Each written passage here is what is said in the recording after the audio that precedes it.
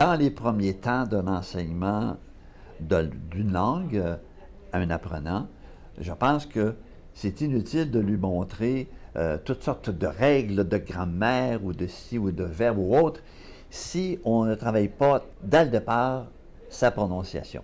Il faut travailler sa prononciation, il faut travailler sa musique, là, son intonation du rythme. Mais pas nécessairement que ça. Je ne peux pas faire pendant des heures et des heures de suite uniquement de la prononciation. Mais il faut le faire. Dans lesquels? OK.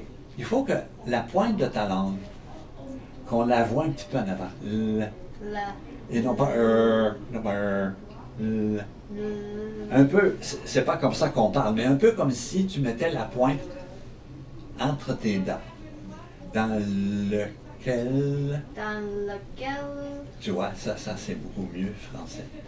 OK, ça résonne plus français. Je me rappelle d'un exemple, il y a longtemps, ici à Québec, à Laval, la première fois qu'on a eu des étudiants hispanophones, des Mexicains, là, je remonte très loin dans le temps, dans notre programmation, on devait enseigner l'imparfait, le passé simple et autres, et nos profs avaient énormément de difficultés à leur faire comprendre cette notion. Jusqu'à ce qu'un de mes profs de prononciation, de phonétique, se rende compte que c'était le « et » le « est » que l'élève en question n'arrivait pas à entendre. C'était pas une question de grammaire, c'était une question de son.